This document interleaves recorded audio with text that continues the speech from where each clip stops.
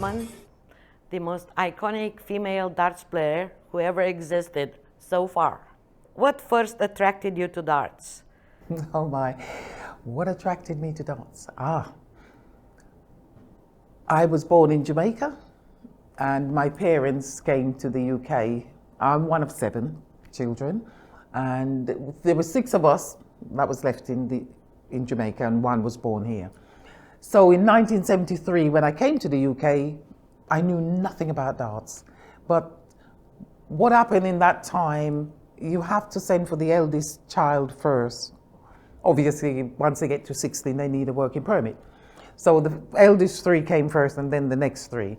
So when I came, one of my brothers, second eldest brother, who actually won the British Open back in 1994, he was into the culture of the darts. I've never seen a dartboard or even a darts. So I used to babysit for him. And when he came back from playing darts, we used to have a game of 3-1. And that's how I got interested in it. I just absolutely enjoyed it. Everybody knows that you took a break from the sport in 1990s. And when you returned, you had a very strong comeback. When I stopped because the politics and the racism and things like that back in the 80s, 90s was quite rife. And I just thought, I got to the point where I just think, do I want to continue playing darts to put up with this racism or what? So I had the break, did other things, and then I decided, you know what? I miss it so much. I'll go back and I will tackle everything head on.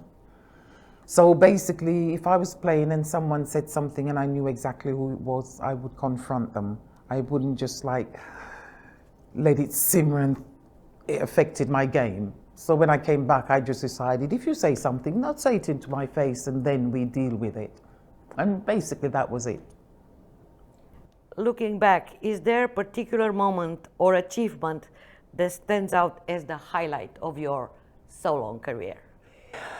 The one tournament that stood out for me is the World Masters, because back in the 90s, and we had one last year in Hungary, there was no World Championship for the ladies, because the Ladies World Championship came about 2001 when we lobbied for a Ladies World Championship.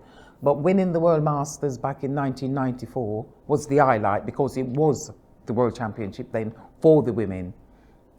You know, so for me, that was one of my biggest highlights in winning that. What keeps you motivated to continue playing at so high standards? Well, as you say, I had a break from it. And then when I came back in 2000-9, I said to my partner, Paul, who you've met, I said to him, you know what, I would just like to see if I could win one more tournament.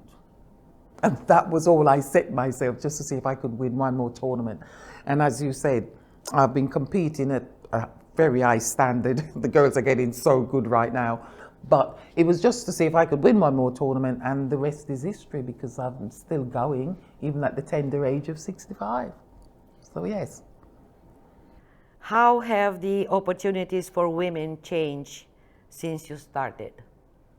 Well, since I've started, they've always had like men's and women, but the ladies was normally like the furthest woman, and you had a little pot. The furthest woman would get £50 or £100. But there's always been like men, ladies. But over the years now, women have stood out. They've taken their stance in saying, we're never going to be as good as men, but we can compete to a high standard, and we've got our own competition for us to progress and be as good as the best we can on the day, in fairness. But over the years, things have improved for the ladies and the youth, boys and girls, because as you know, 2001/2 was when we had the first World Championship at Lakeside, and 2000 when we had the first youth, the girls World Championship, which have been going 2 years now. So it's a massive, massive progress for the youth to play in their World Championship and then progress to the adult. Because I mean, last year, example, Sophie McKinley, who's playing tremendously. I mean, she just was awesome, wasn't she, at the World Championship? So yes, there's a big niche there for the youth to progress into the seniors, and it's at the moment really, really is good for the girls. What changes will need to be done in order to kind of close the gender gap?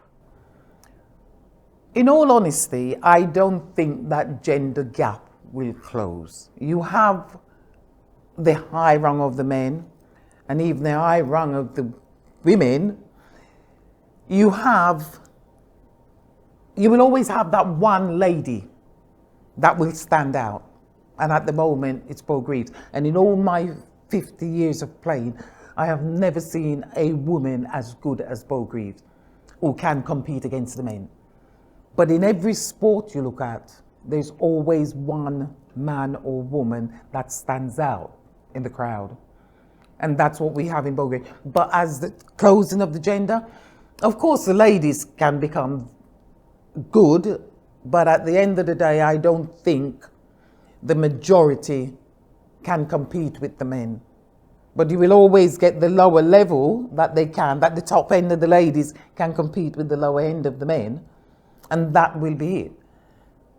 But in the way the game is going, who knows? 2-3 years later, we might find another Bo Greaves. But I do believe in myself that, yes, they will get good, they're more consistent, is what it is in the ladies' game. The consistency in the ladies' game has not been there, but I think it is getting better. But so is the men. The men is getting even better. So we may come up a rung and they go another rung, because it's just how the gender is. You know, men has always been better than ladies, because I say if in all sport, if the men was not as good or better than the women, why have we got men, ladies, boys and girls? We would never have it in any sport, would we?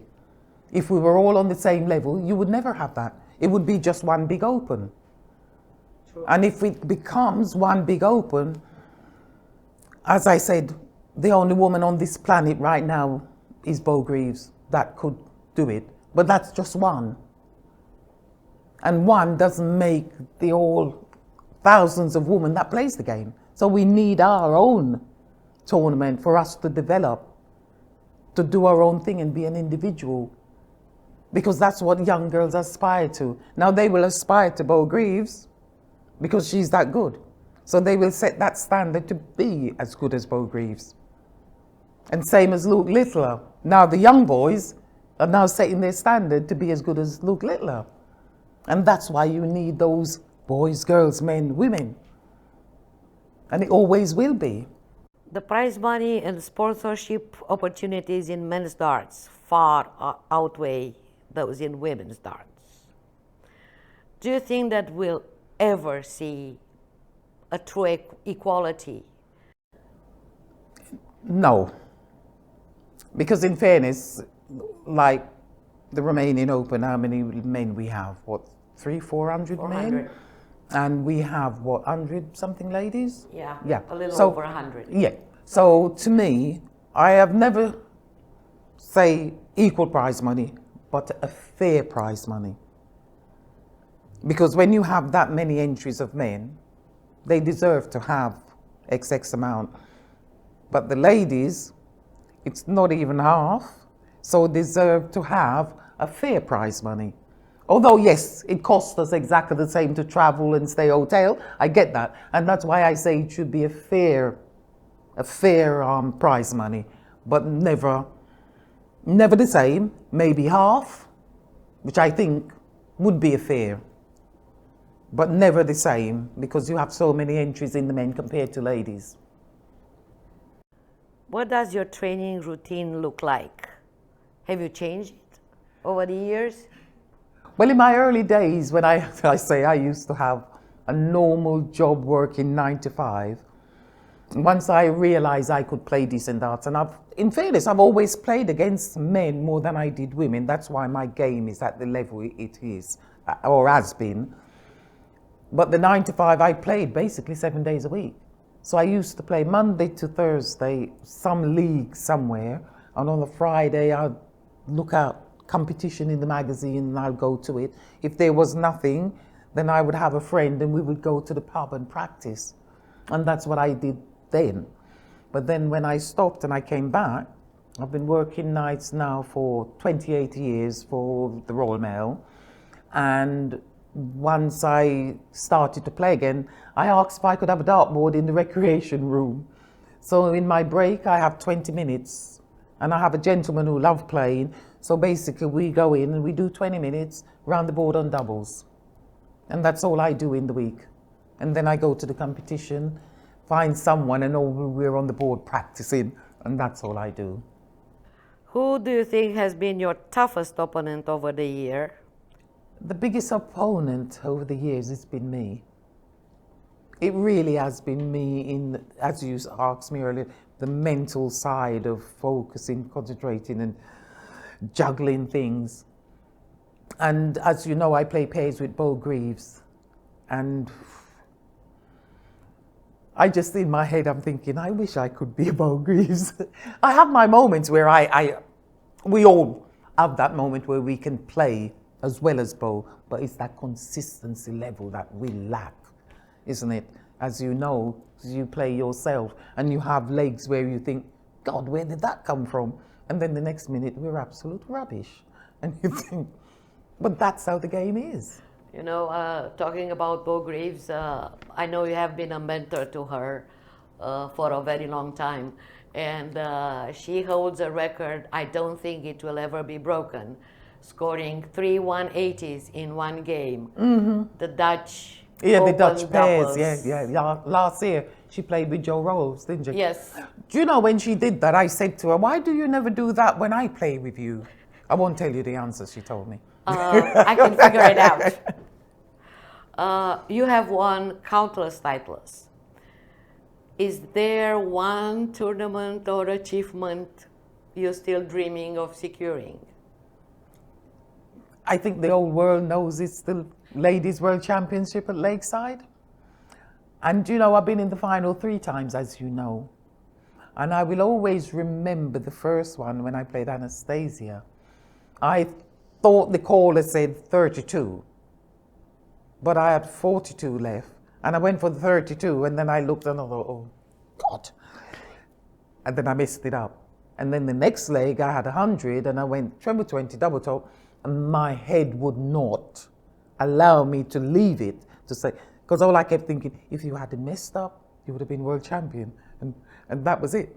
And then the second year was against Lisa Ashton. And unfortunately, it's a woman curse. Not all women have it. I was having a menopausal moment. I was winning 2-0. I think I was 2-1 up. And suddenly I had I call it my personal moment. And it just took me away, and I just couldn't get back. And in fairness, give Lisa her due, her game just took off, and she never let me back in. And the third one, which was Trina, and I'm sorry, I do not know how I lost that. No disrespect to Trina. I had it. Nobody knows how you did that. And honestly. to this day, I say to my partner, how the hell did I lose that? And I don't know. And I just said to him, fate, am I meant to win it or am I not ever going to win it? I don't know, but I will just keep going. I mean, last year against Bo, I made the semi-final, which I was very pleased because I did no preparation for it at all. So, you know, I was pleased with that. Which match or moment in your career do you wish you could relive or do differently? I suppose, as I said earlier on, probably the World Championship. To not lose those matches, I suppose. It's the only thing I can think of, but I would never change anything in my career that I have done over the years or I'm still doing. You know, so I have no regrets in any of them, and no. How do you think globalization has changed the women's game? To me, having TV, having the internet now, more girls that could not access these things can see that women can play the game, and they will hopefully bring out more girls from globally in wanting to play the game. You know, and TV and the internet plays such a big part in our sport, because so many people think, oh, I've never heard of you, or I've never heard of that person. But then you have the TV and the internet now that you can watch it and say, oh, I've seen her. And that will bring them, and they will want to aspire to doing that kind of sport, playing darts or whatever sport they wish to play, you know. So I think the darts have gone so far now, so it doesn't matter where it is that you live. It's such a simple game, but anybody can play it, and it's such fun. You don't have to be good, as long as you can just hit the board and not the wall. But it's such good fun, isn't it? Just mucking about and just playing, just having fun.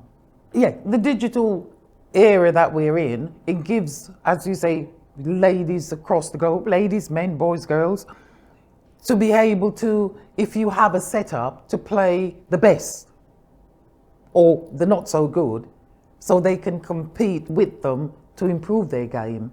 But I mean, the mental side is what you develop as yourself as a person, but at least they can access right across the globe in having a game with whoever they want to have a game with. And it just improved them as such. And that's what the digital age has brought. Because at one time you would never think, oh, Japan, it's such a long way, we can't go there. Or it's too much to go there. But now, darts on the digital age we're in just reaches any part of the globe that you have an internet, you can play. And it keeps you in touch with people that you don't see on a regular basis, especially your friends that you normally, and they've immigrated or whatever, you can now, let's have a setup, let's have a game of darts like we used to. And that's what it's done. It's really bring the whole world together. It's one of those sport that I think you can just play it even in your bathroom, your kitchen, wherever. As long as you have a board and you have the distance, just put a camera and whatever, and you can just play. I think it's one of the best sports in the world. I think that doesn't cost you much. You can just go and set up and have a go. How has digitalization impacted your career and women's darts as a whole? Women's darts, as I said earlier on, with the digital age that we're in, people can communicate with you and have a chat with you and ask your advice. And if you have a setup, you can show them how you set up yourself. But at the end of the day, I always say when you play darts, you have to be comfortable. I can say to you, okay, you can stand that way, you can throw that way. But at the end of the day as well, it's how you feel comfortable. Because if you go in that room and look at all the players, how many different style of throw, but they're comfortable in that throw. It's what you actually want from it. If you want to be a Luke Littler, then you would go on the board and practice his throw, if that's how you want to throw. But every throw takes time. But when you first start to play, it's the comfort zone of it. And once you're comfortable with your throw, then you set your little goals, and then that's how it all develops. What do you have your legacy in darts will be? My legacy, I am just open that everyone who plays, whether it's darts, whatever sport, plays it in a respectful manner. Give your opponent the respect that they deserve, and just enjoy the game for what it is, whether it's darts, tennis, whatever. And to me, that's how sport should be played. Respect your opponent.